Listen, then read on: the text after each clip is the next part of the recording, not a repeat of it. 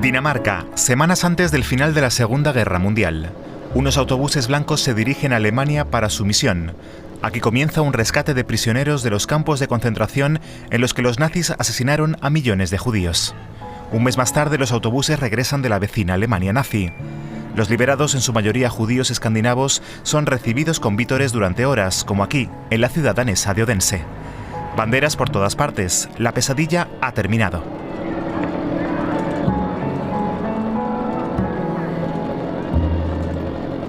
En uno de los autobuses viaja Ruth, de 17 años. Es de Copenhague, la capital de Dinamarca. Pasó 18 meses en el campo de concentración de Theresienstadt, junto con más de 400 judíos daneses.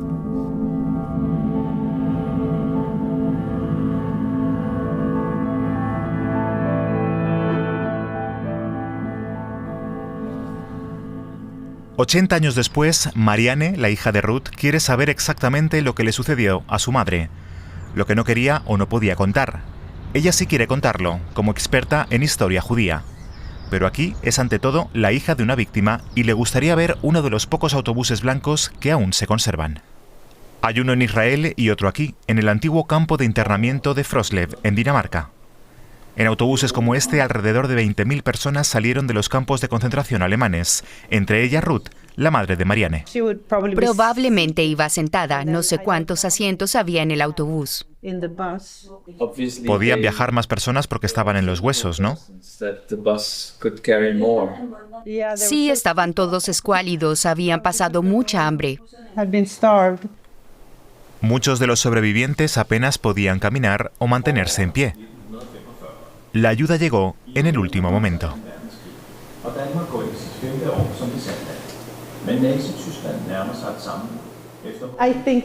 Cuando veo la bandera sueca, me siento orgullosa. Y la Cruz Roja. Orgullosa de que Suecia consiguiera hacer esto hacia el final de la guerra. Suecia era oficialmente neutral, pero mantenía relaciones económicas con Alemania. Éramos neutrales, pero hicimos cosas por las que se nos ha criticado. Por ejemplo, dejamos pasar a las tropas nazis por nuestro país. O suministramos mineral de hierro y rodamientos de bolas. Probablemente eso prolongó la guerra. En el banco, donde normalmente solo hay sitio para dos, caben 3 personas. En el medio, la hermana mayor, Eva, de 22 años. A su derecha, Ruth, con el primer vaso de leche tras recobrar la libertad. Por fin se sienten a salvo y están contentas de que, afuera, los daneses y danesas celebren su llegada con tanto entusiasmo. Con flores, vítores y lágrimas de alegría.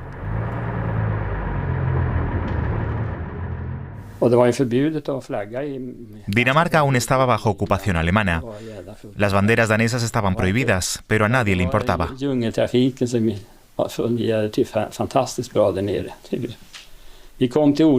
Apenas podíamos pasar. Habíamos llegado un total de 78 vehículos a Odense. Era una aglomeración increíble.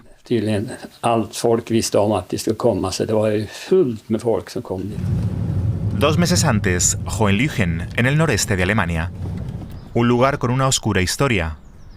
Originalmente fue un conjunto de sanatorios, que más tarde el régimen nacionalsocialista utilizó para deportistas de los Juegos Olímpicos de Berlín de 1936 o para nazis prominentes.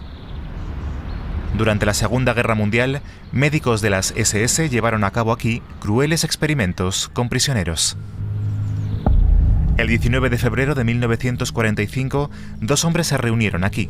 Heinrich Himmler, jefe de las SS y número 2 del Estado nazi después de Hitler, y el conde Folke Bernadotte, de la Cruz Roja sueca. Bernadotte era sobrino del rey de Suecia y estaba aquí en misión secreta. El objetivo, la liberación de los prisioneros escandinavos de los campos de concentración alemanes. Bernadotte lleva consigo un libro sueco con runas del siglo XVII, un regalo para su anfitrión. Himmler ve en la reunión una oportunidad. Himmler quiere salvar el pellejo porque sabe que la guerra está perdida. Por eso permite que la Cruz Roja Sueca y Folke Bernadotte recojan a los prisioneros de los campos de concentración y los lleven a casa. Bernadotte no pensaba en los judíos, sino en los escandinavos en general, pero la comunidad judía insiste: traigan a los judíos a casa, están en condiciones terribles. Hubo unos cuantos nazis que consideraron que era el momento de ganarse la simpatía de los aliados y ayudar a Bernadotte. La Cruz Roja recibe el encargo del gobierno sueco. El ejército pone a disposición unos 78 vehículos, entre autobuses y camiones. Bernadotte recluta a hombres y mujeres para el viaje. Rescatar a compatriotas de los campos de prisioneros alemanes, eso es lo que se les dice. No se les da mucha más información. Bernadotte elige personalmente a Axel Molin como jefe de la misión. Ambos se conocen del ejército. En 2003, Molin concede al sitio conmemorativo de Neuengamme una entrevista. Junto al retrato de Bernadotte en su despacho cuelga la autorización de tránsito para los autobuses blancos, expedido por las SS a su nombre. Se especifica que el viaje es de interés estratégico para la guerra y que en cada autobús debe ir un miembro de las SS. Solo se contempla un máximo de 250 personas. Debíamos reunir a civiles suecos en un campo de concentración. Suecia tenía que pagar todo y no se podía informar a la prensa. En la pared cuelga el mapa original con el que se orientan los autobuses. Los lugares a los que se dirigen están marcados: Neuengamme, Ravensbrück, Braunschweig, Dachau y Theresienstadt. La columna de vehículos suecos parte al mismo tiempo. Se envía gasolina por barco, 350.000 litros.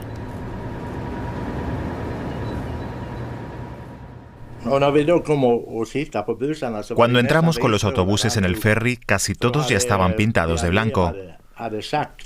Los aliados habían dicho que no podían garantizar nuestra seguridad si no estaban pintados de blanco.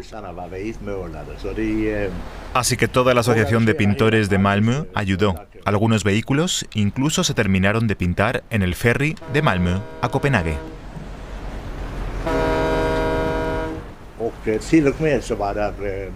Pero era pintura de cal normal, que no aguantaba la lluvia. Así que nos llevamos brochas y pintura y fuimos retocando la capa de pintura durante todo el trayecto. Era nuestro seguro de vida.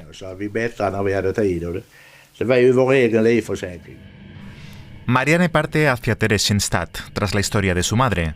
Comienza un viaje al pasado a través de media Europa.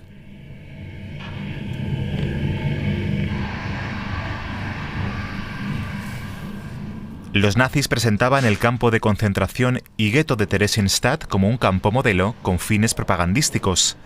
Aquí, los nazis engañaban a la opinión pública mundial y a los inspectores de la Cruz Roja, haciéndoles creer que era un lugar normal. Pero en realidad, Theresienstadt era una parada en el camino hacia las cámaras de gas.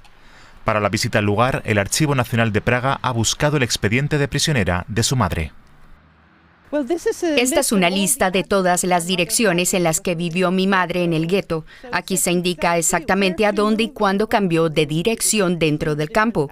Aquí dice que el 3 de febrero de 1945 se trasladó a la Parkstraße 12, es decir, el hospital. Y aquí estuvo más de 2 meses hasta el 8 de abril. Ruth está registrada como costurera y diseñadora de moda. Trabaja en la lavandería y cuida a niños. Su versatilidad probablemente le salva la vida. Ruth vive con otras 70 mujeres en una habitación.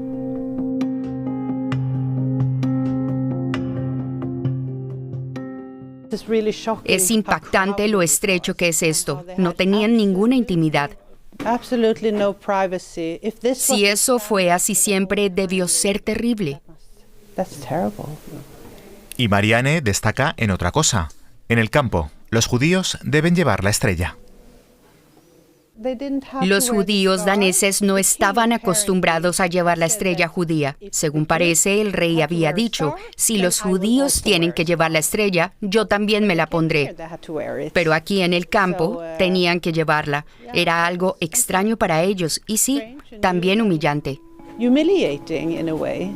Hace frío, solo hay una estufa, poca comida. Por la noche, solo una taza de un sucedáneo de café. Los paquetes de la Cruz Roja les salvan la vida. A Ruth le acaban de rapar el pelo. A todas las mujeres les afeitan la cabeza. Un acto de humillación. A ella y a su hermana se les quedó el pelo muy débil y fino después de Theresienstadt por la malnutrición que sufrieron allí. Su hermana llevó peluca toda su vida. Mi madre no. Algo escondida hay una sinagoga.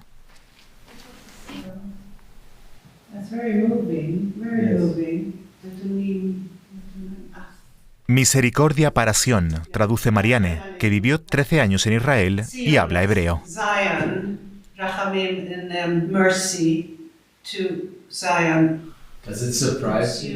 ¿Te sorprende que los judíos fueran aquí a la sinagoga? No me sorprende porque intentaban encontrar algún tipo de normalidad incluso en esta situación. Lo hacían en las peores situaciones. Siempre intentaban celebrar de alguna manera sus fiestas o el Sabbat, donde podían y con los medios que tenían. Desde 1943 salen constantemente desde este edificio los transportes hacia los campos de exterminio.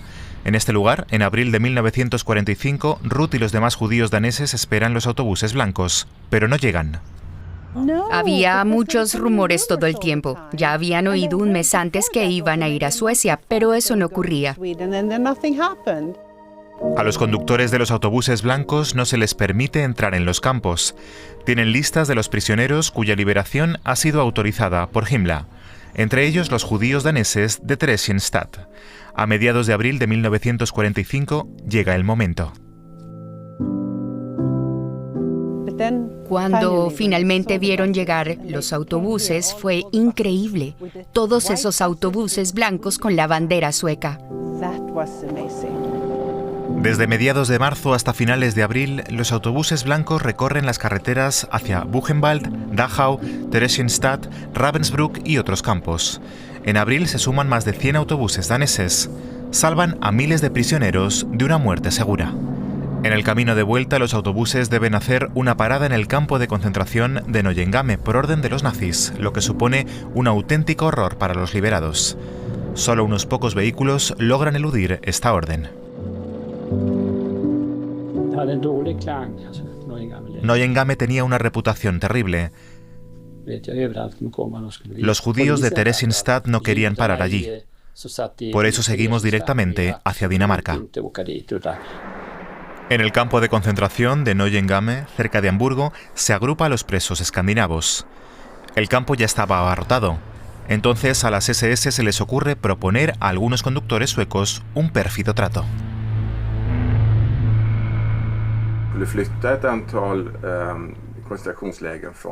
Los conductores debían trasladar a prisioneros de Neuengamme a otros campos para hacer sitio a los escandinavos. Entre los prisioneros que debían trasladar había personas muy enfermas procedentes de Holanda, Bélgica u otras partes. Se les dijo a los suecos que si querían llevarse a sus escandinavos, primero tenían que ayudar a trasladar a esos otros presos. Durante 3 días los conductores y su jefe se resistieron a esta orden de los alemanes. Pero entonces llegó una orden del gobierno sueco desde Estocolmo. Los autobuses blancos tenían que ponerse al servicio de los nazis y llevar a prisioneros a otros campos.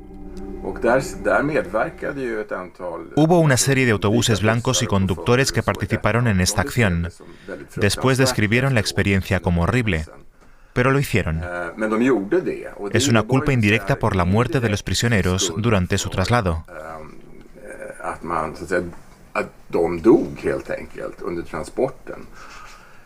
Y ese es el lado oscuro de los autobuses blancos. Nunca en mi vida había visto algo tan horrible y no quiero volver a verlo jamás. Los prisioneros estaban en un estado lamentable. Tenían difteria, tifus epidémico y muchas otras enfermedades. Y estaban tan hambrientos que apenas podían caminar. Tuvimos que sostenerlos para que pudieran subir a los autobuses.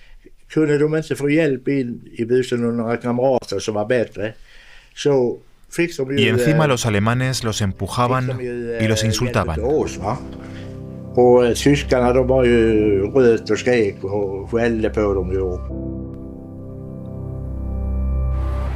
De vuelta en Dinamarca, esta vez en Copenhague, en la calle donde se encuentra la sinagoga.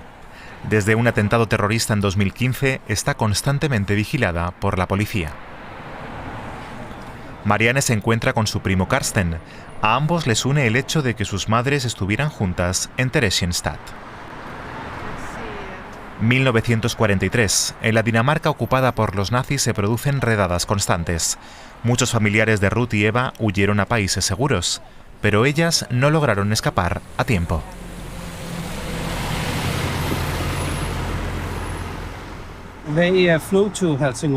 Primero huyeron a Elsinor, la ciudad portuaria. Suecia queda muy cerca, a 20 minutos en ferry. Mi madre conocía en Elsinor a un chico cuyos padres les dieron alojamiento.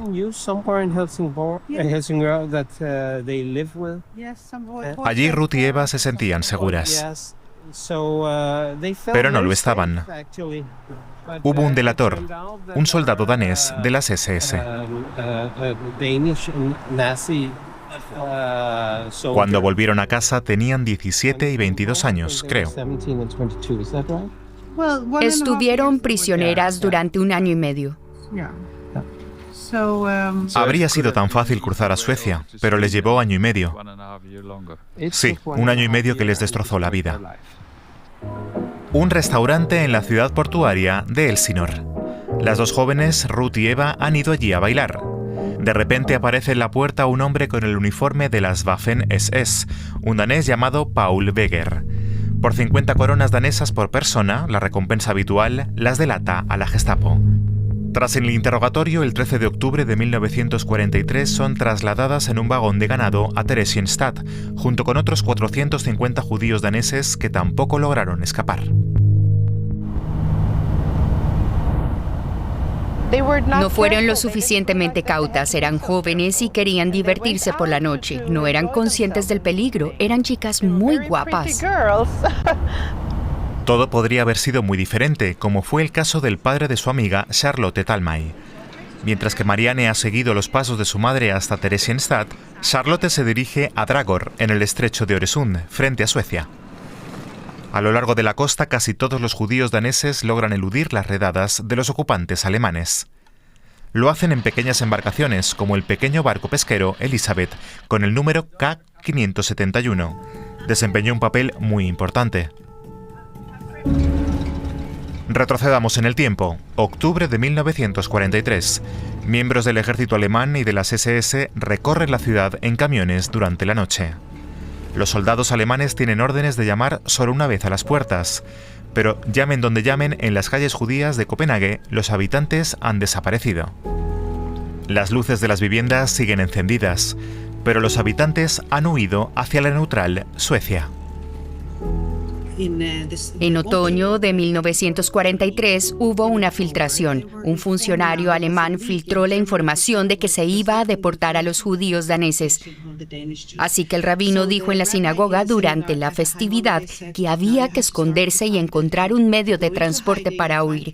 El gobierno sueco había dicho que acogería a todos los judíos que lograran llegar a Suecia. Los judíos daneses encuentran muchas personas que les ayudan. Los pescadores de la costa arriesgan sus vidas a cambio de dinero. El Elizabeth lleva a 70 refugiados a Suecia, escondidos entre el pescado. Entre ellos, el padre y la abuela de Charlotte Talmay.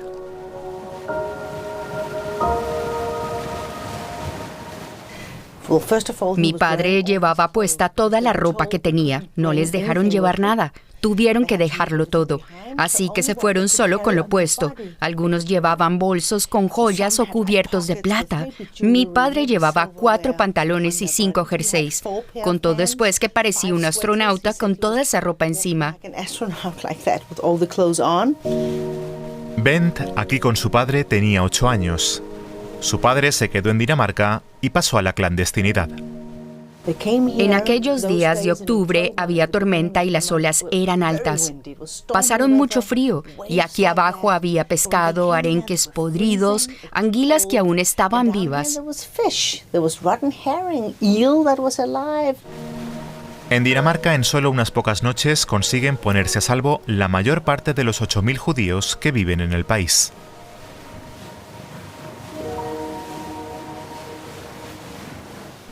Mi padre contaba que aquí abajo se podía cortar el aire. Todos estaban tensos por el miedo.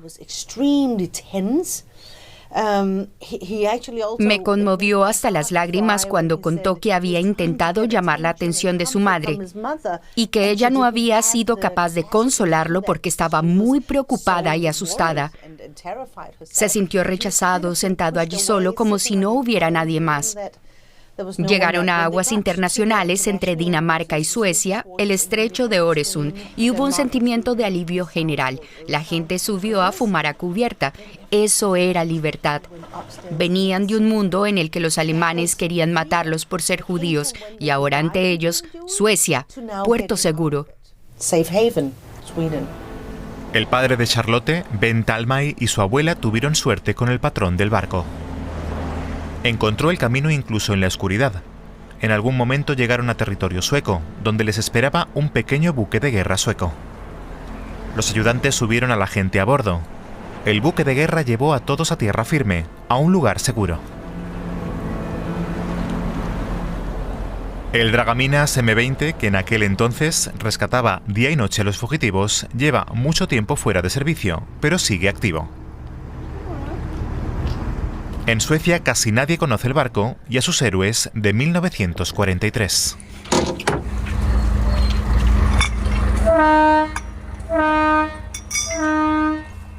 Al actual capitán le gustaría cambiar eso.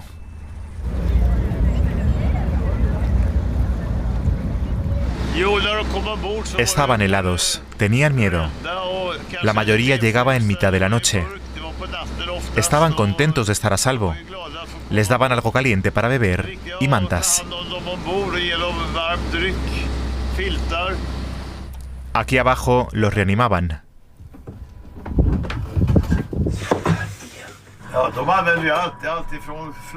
Algunos llegaban en balsas, canoas o colchones hinchables. Estaban en peligro, no había duda.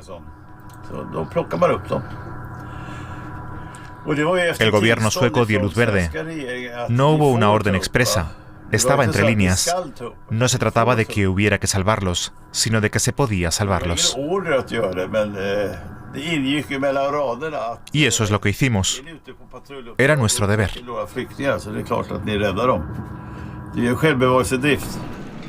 Al otro lado del puente de Øresund, hoy se pregunta uno por qué Dinamarca logró salvar a tantos judíos y judías de los nazis.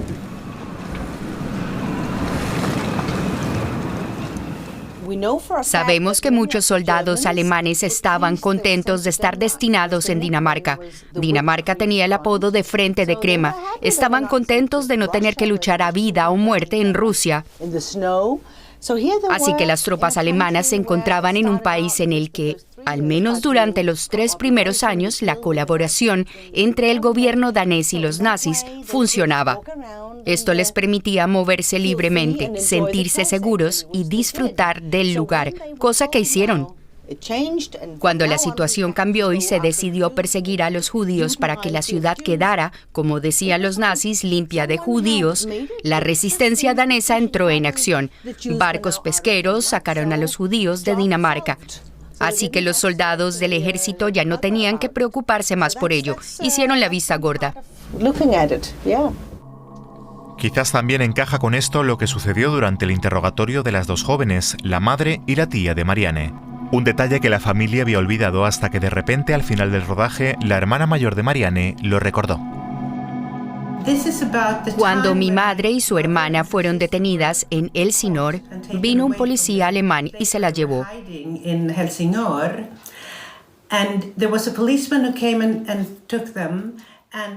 Y como pueden ver en la foto, mi madre Ruth es rubia y su hermana Eva es morena.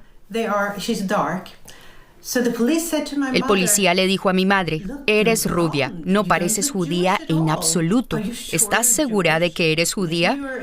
Quizás te adoptaron, quizás vienes de otra familia, porque tu hermana es morena y tú eres rubia. Y ella respondió, no, somos de la misma familia, no soy adoptada, soy judía. Y se fue con su hermana y las deportaron. Pero parece que quizá él quería darle una oportunidad para poder escapar. Una oferta envenenada, ya que su hermana morena habría sido enviada al campo de concentración. Eva y Ruth mantuvieron una estrecha relación toda su vida. Se casaron casi al mismo tiempo. Una se quedó en Suecia y tuvo 3 hijas. La otra volvió a Copenhague y tuvo 4 hijos. Pero ambas murieron jóvenes. Lo que queda es el recuerdo de una de las mayores operaciones de rescate de la historia, donde con pocos medios, mucho valor, mucho corazón y gran audacia se logró tanto. Cerca de 20.000 personas, la mayoría de ellas judías, fueron salvadas. Muchas se quedaron en Suecia o Dinamarca, otras se fueron a Estados Unidos o Israel.